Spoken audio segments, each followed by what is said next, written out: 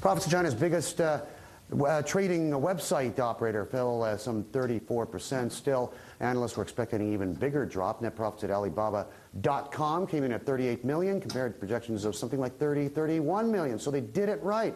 Still, Alibaba attracted a lot of new customers, meaning higher marketing costs are paying off. They invest in luring people in and winning loyalty. CEO David Wei joins us at myself and Jing Ulrich for more. Hello, David. Hi, good to see you. Impressive. I mean, in this day and age, I guess the markets are more forgiving. You know, you can present the market with depleted top and bottom line or compressed profits and still be impressive like you were this time. Was it worth the cost to reel in the customers? Well, we consider it's not cost, it's the investment. It's the best time actually to invest during economic downturn because everything is cheap. To acquire customers cheaper, marketing is cheaper, technology investment is cheaper, but investment needs some return. So we design our return in 3 phases. Phase 1, you need to see customer growth and have some visibility about revenue growth because of our deferred revenue model. So you see 44% customer growth, and you have see 37% deferred revenue growth, which is a strong indication about next 12 months' performance on our revenue. Then you can also imagine quickly about the phase 3 is the profitability improvement coming soon. So this is how we design to invest during the economic downturn. What was this a one-quarter phenomenon? I mean, was this a phenomenon at the beginning of the year, or do you continue the sort of pathway that you're on right now? The 2009 as a year of investment, quarter 4, 2008. And since then, we have seen 3 consecutive quarters. Each quarter beats the previous quarter's customer net addition. And each quarter, we see growing deferred revenue. So we will continue the path for this investment. Jing, the results at Alibaba, what kind of a picture do they paint of this portion of the Chinese economy? It's a very strong story. Yeah, we believe in the secular growth trend of the business. In fact, I have a question for David regarding competition. Yeah. You know, you've done very well, David, in your business, and you and Jack Ma have led the business from success to success. Has this come at the expense of competition? What is the overall competitive landscape like in your overall business? In the last 12 months, from the third-party research, our market share in terms of revenue against all the peers expanded from 51% to 59.9%. So it's about 8.5, 8.6% improvement just in 12 months. So again, this shows the investment is paid back also from the market share point of view. And once you have about 60% market share, competitors actually is not in your telescope anymore.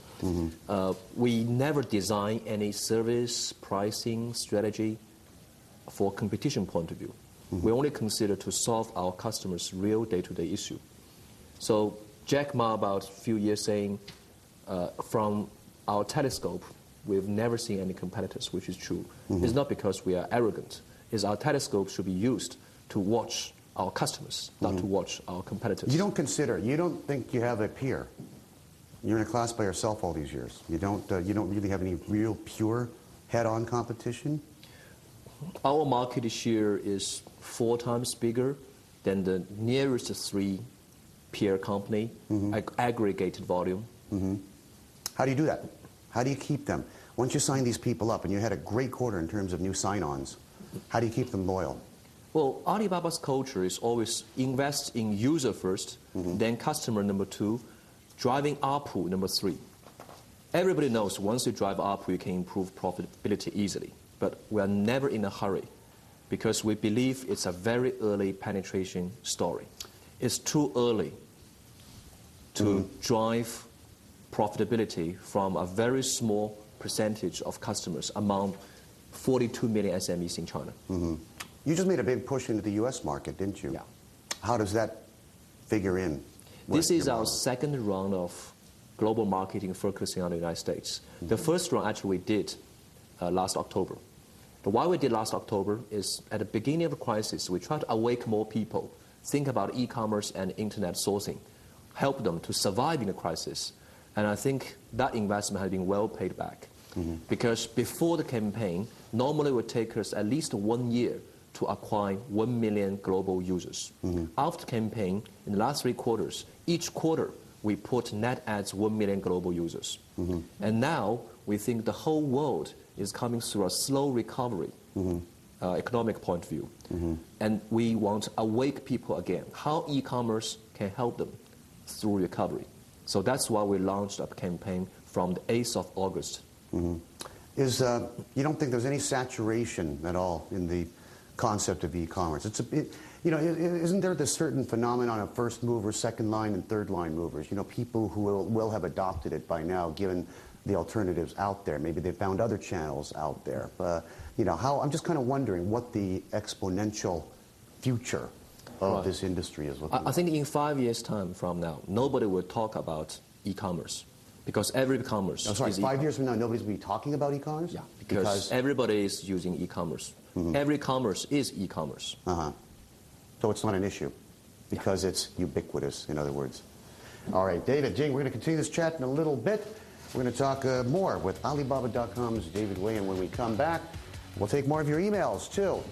Do you want to pull it up, give people a reminder? It's AsiaConf, ASIACONF, at Bloomberg.net if you want to get a final comment in to us for the show. ASIACONF at Bloomberg.net. Yes, we'll be talking about Alibaba's future right ahead.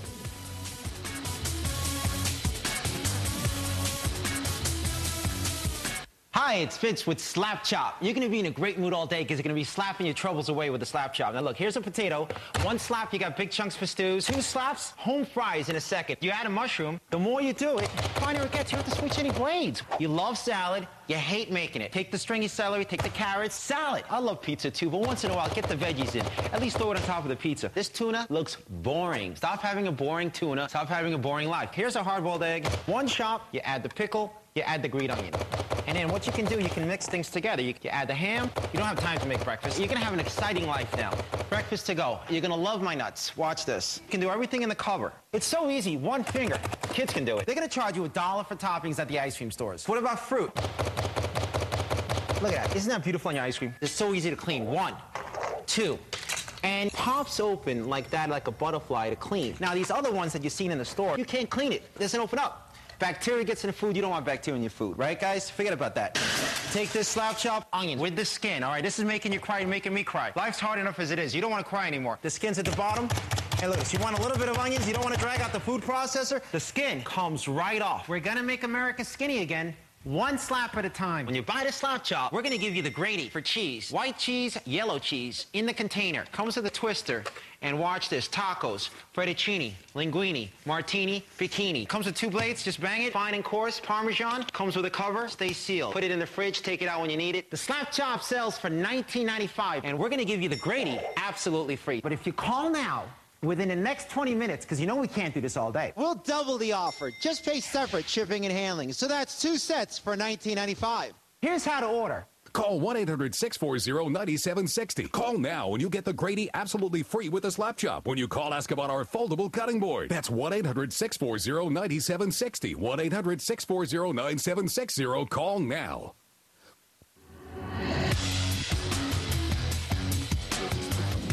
Walmart's shipping. All right. Wow, this looks like my last checkup. You're actually looking at a ziggy-zaggy graphic of Alibaba.com site traffic for most of the year.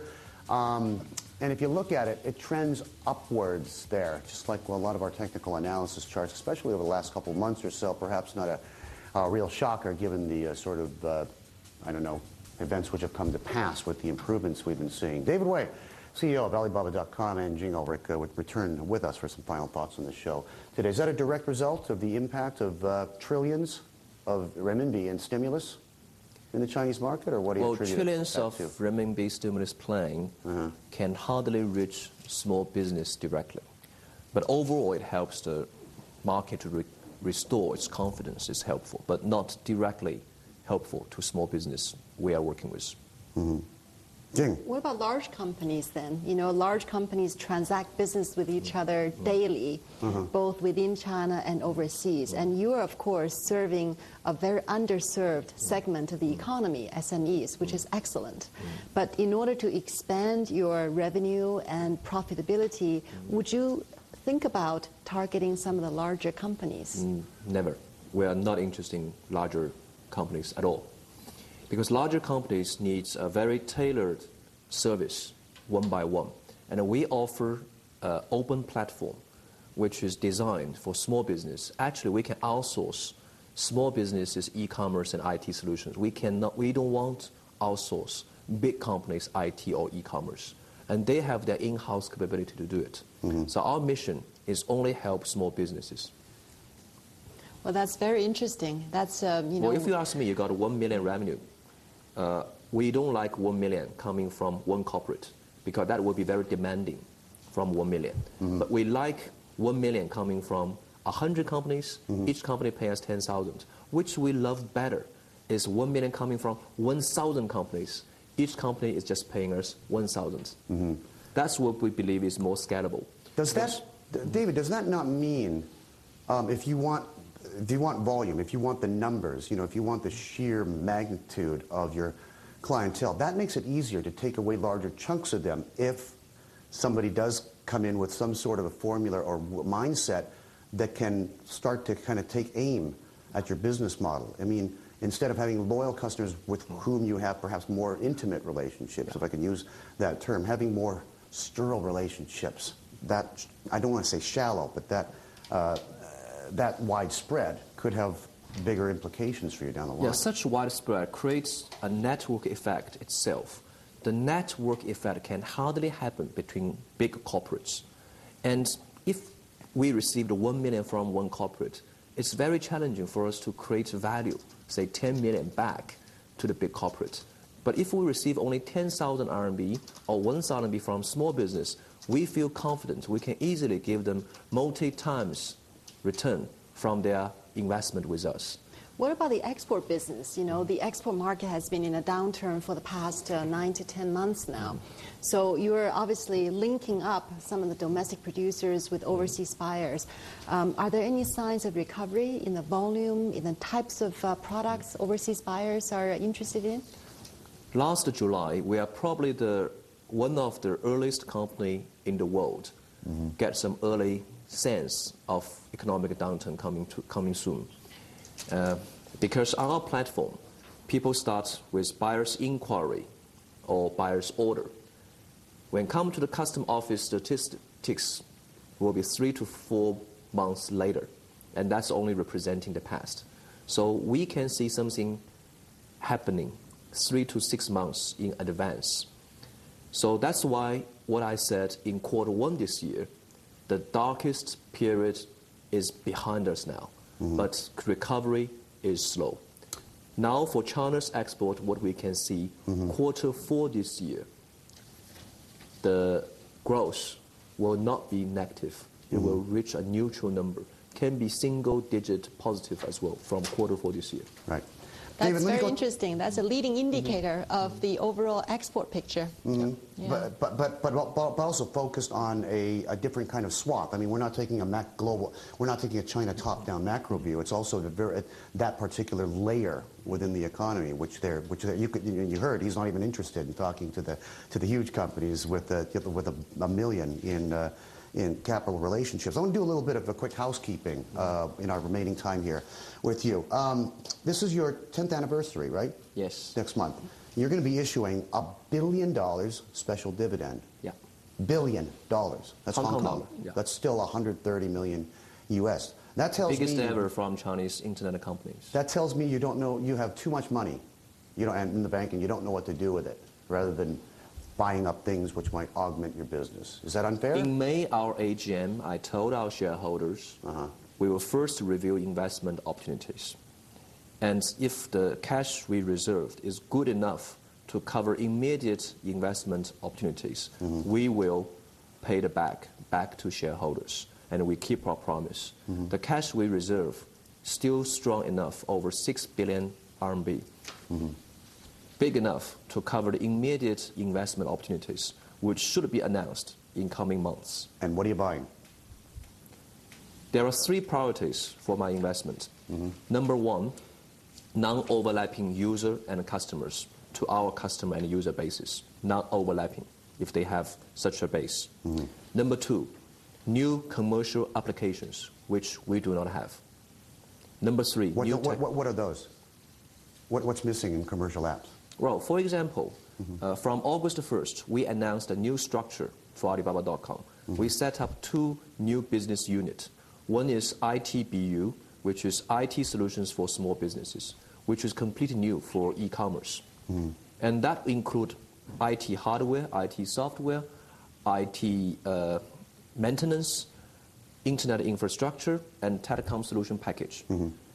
And among all these 5 elements, we will deliver through buying, building, or partnering.